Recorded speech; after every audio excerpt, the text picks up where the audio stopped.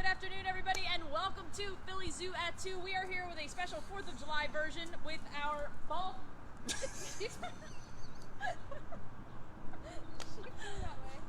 There used to be a bald eagle behind me, I swear. She's over here. Let's go follow her. Oh. Well, thanks. That was Glory, right? Yes. That was Glory. We're going over to see Glory and Ritz, our bald eagles. They're hanging out over here now. Yeah, I guess we can go around to the side and get a nice close look at them. There's her mighty war cry. That's one of my favorite, we'll just jump right in. That's one of my favorite facts about eagles, is that they are this big, majestic, ferocious looking bird, and they make the cutest, saddest little sounds. Oh, we can get right up in here. Look at this. Hello. They're cool with this? Yeah. Ritz, I was gonna say, Ritz might go away, but Ritz, Glory should stay. Yeah. Oh, is she gonna follow him? Is this gonna be the whole thing? We'll see. You know what? We'll follow the eagles wherever they go. That's fine. We're here with Christina again. Hi, guys. And they're really awkward birds. Now, to be fair, though, let's talk about their specific history. They're awkward for a reason. Yes, they are. So both birds are rehabbed wildlife. So they were both wild birds that got injured. They both have wing injuries that make them unable to fly very well and sustain flight.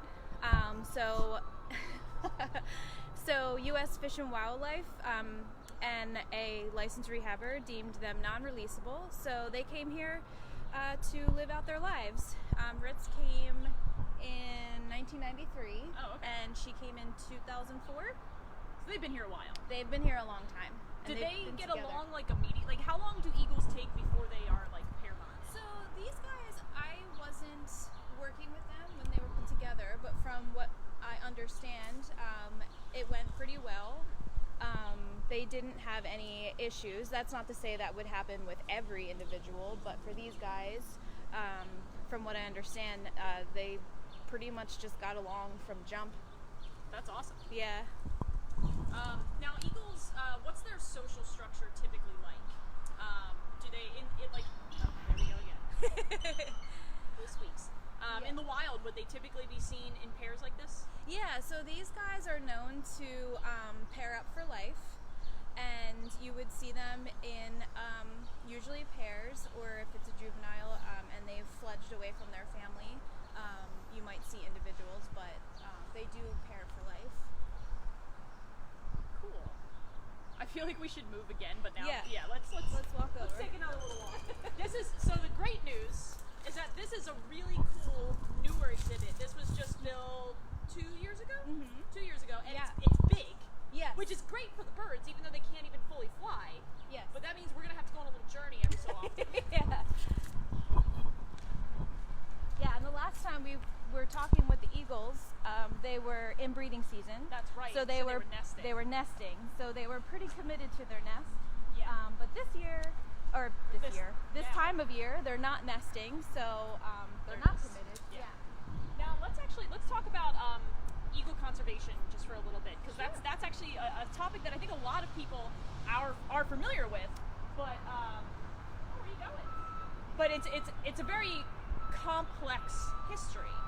So Yes. eagles, of course, were an endangered species for a long time, and everybody knew that. Yep.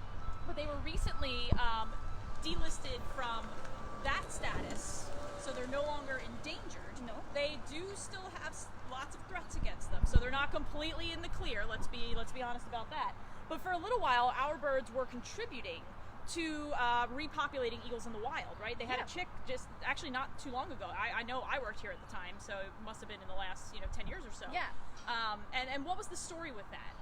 So what they were doing was all of the birds that they had under human care, they would take their eggs and their young and put them into wild nests, because part of the issue was wild birds, they were pairing up, they were laying eggs, but their eggshells were too thin, so the eggs were never hatching, they were never I can't think of the word, but they weren't like strong enough. yes, yeah. Let's see if we can get this one. So yeah, we we'll would stay take back. our eggs and our young and put them in wild nests, and the wild birds birds would rear them up, and then they would go off to have their own babies, and eventually the numbers got to a certain point where the wild birds were sustaining their own numbers. So That's now awesome.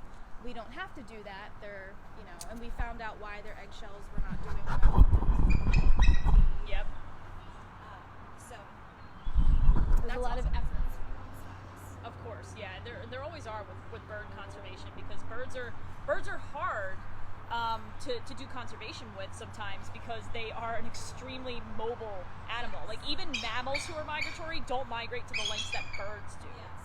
So they can be very, very challenging, because they exist over so many different states and countries and ecological areas that they can be very, very difficult to deal with. Now, how about the personalities of these two birds? Because, of course, when we look at them, and she's all fluffy right now, some people might think that means she's feeling a little grumpy, but sometimes that means that she's just feeling chill and relaxed. What are you reading here? So that's Glory. Yeah. And Glory she rules this exhibit. She's in charge. I give her the space that if she's not feeling it that day, I won't encroach on her area, and I leave as soon as possible. So she's definitely in charge.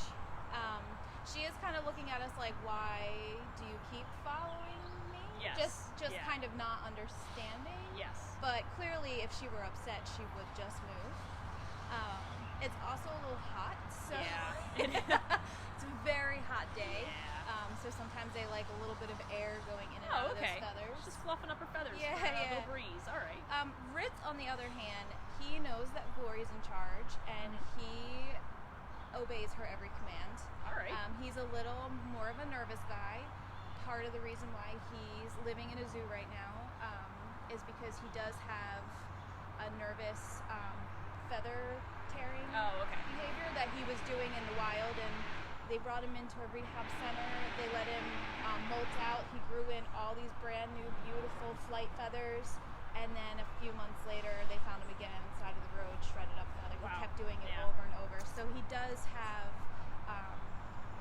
a little bit of a nervous personality. So I also give him the respect that he needs to.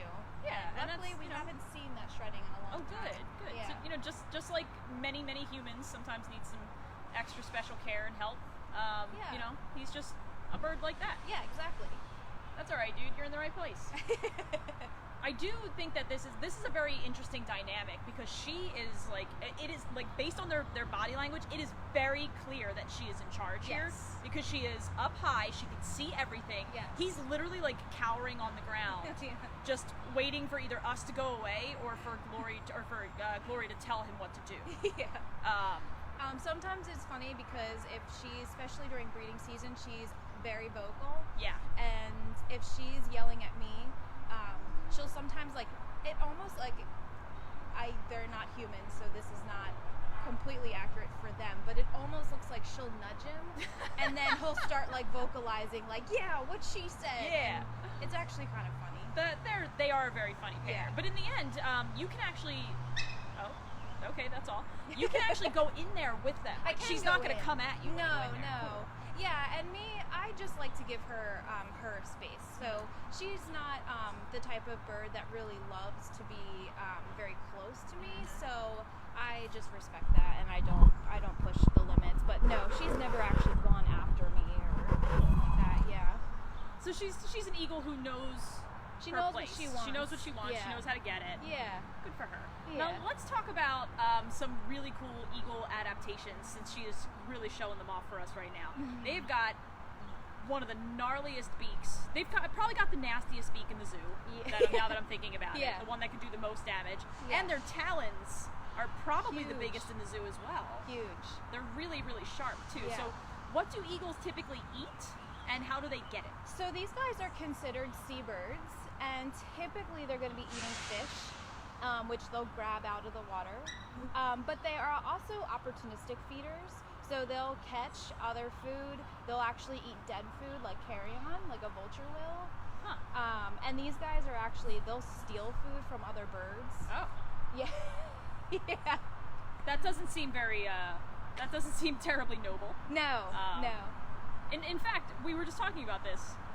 wasn't there some debate, you know, in the early stages of the United States about what our national bird was going to be? And not everybody wanted it to be the eagle. No. So a funny fact is Benjamin Franklin wanted it to be the turkey. And his reasoning was he felt that bald eagles had bad moral character Because they stole because food? he watched them steal food from other birds. Yeah. Wow. Yeah. I feel like we would be a very different place if we had a turkey as a national bird. I know, but And for turkeys the record, are I awesome. love turkeys. Yeah, turkeys are awesome. Turkeys are amazing. I That would love be super turkeys. cool. Yeah. Now, believe it or not, we're actually getting a little low on time here, so let's Oh. start taking some questions from the audience. What can we Okay. answer for people? How old are they? So we have no exact age. These guys, when they were found hurt, they had their adult plumage, which typically a bald eagle will come into adult plumage by 5 years old. So we don't know the exact age, but you know, Ritz has been here for almost 30 years, and she's been here since 2004. So those are kind of estimated. You know, you might want to add a couple Yeah. years maybe. Yeah, so those are estimated. How ages. long can an eagle live? So they can live to be 20 or 30. Okay, But so they're both getting up there. under human care, Yeah. they can live almost up to their 50s. What? That's Yeah. a huge difference. Yeah. Wow. I think the oldest record was 47. That's so nuts. that's like, I should preface that by saying that's the upper end. Yes. But yeah. Yeah, not every In bird, their yeah. 40s, It's like yeah. a human living to be 115. Yeah. Okay. I definitely will not be. We're all doing our best. What other questions can we answer? So what do they eat in the zoo? So, that's a great question. So we feed them, we have a ground meat that we get from a company that's specifically meant for meat-eating animals. There's a bird version, a carnivore version. So that is fortified with all the minerals and vitamins that these animals need. But because they're geared for, you know, catching things and really being able to tear and pull at a carcass, we also offer them whole prey, which can be anything from a rabbit to quails, large rats. Sometimes we give them whole pig heads, Oh. and they can work on that for a few days, typically in the fall and winter, because right now it would just get really gross. Yes. Yeah, we're not going to do that. Yeah, so that would just be gross. But yeah, so they get a variety. And these guys, of course, they get fish.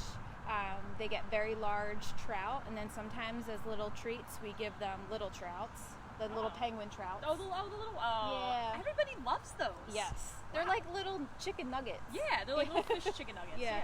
Now, forgive me if you mentioned this already. Will they eat and digest bones, or do they kind of hack it up like an owl? They do pellet. Oh, they pellet? Yeah. Oh, what's an eagle pellet look like? What's it smell like? Oh, I don't, you know, I don't put it that close to my face. I'm asking the hard-hitting questions. It's gonna smell gross. I mean, and actually, let's explain in case we've never covered this before, because I don't know that we have. What does it mean when we say that a bird pellets? So a bird will pellet, like a barn owl is a really good example. That's a classic example. Is when they eat a whole, say, mouse, their body isn't going to digest the fur and the bones. So they break the mouse down inside, and then they will actually pellet back up the fur, the bones, and everything that they're not going to digest. And when we say they pellet it back up, what we're actually saying is that they puke it up. yeah, They just vomit it back up. yes, yeah, Amazing. yeah, What an absolutely lovely bird. yes. They are very lovely. They are. Let's And do these guys are very sweet. One more yeah, question. Let's do one more question. Where do they sleep? So these guys actually, they do have preferred roosting spots. You're kind of looking at Glory's right now. They like there, and then they also like the little stump down to the left, behind my poor dying tree that I'm trying to save. So yeah, they do all the birds I work with have a preferred roosting spot, and they typically will roost in that same spot every night. And then his is on the little perch next to the stump. Yeah. That's nice. Yeah. Do they sleep at night? Are they like They do. regular diurnal animals? Well, our guys sleep at night, yeah. But usually if they're gonna be hunting for food, it's like early in the morning or Okay. in the evening. Yeah. And in the middle of the day, they're just gonna chill. Yeah. But in the hottest part of the day, they're just gonna find a shaded area and just relax. Yeah, definitely. Yeah. Us two dudes. We'll be doing a lot of that this weekend, as I'm sure many of our viewers will be at home. Yes. So that's all the time that we have today. Thank you all so much for joining us. A couple of reminders. One, there is a link in the description of the video to vote for the Philadelphia Zoo's Gorilla Treeway for the Best New Zoo exhibit. So please click on that link and vote for us every day up until July 6th. Our Eagles have something to say about that. They say get on there and vote. Thank you. Second thing, we open on Monday for members, and we open for the general public on Thursday, July 9th. So if you haven't gotten your tickets yet, or if you haven't made your member reservations yet, you can go to our website for all the information that you need to do that. So please join us as soon as you are able to. We are happy to welcome you back here. And the last thing is that this is the last daily episode of Philly Zoo at 2. We are still continuing the series, but we are only going to be doing it on Wednesdays. So I will see all of you back here on Wednesday at 2 p.m. with a brand new animal friend. Thanks so much for watching. We'll see you real soon.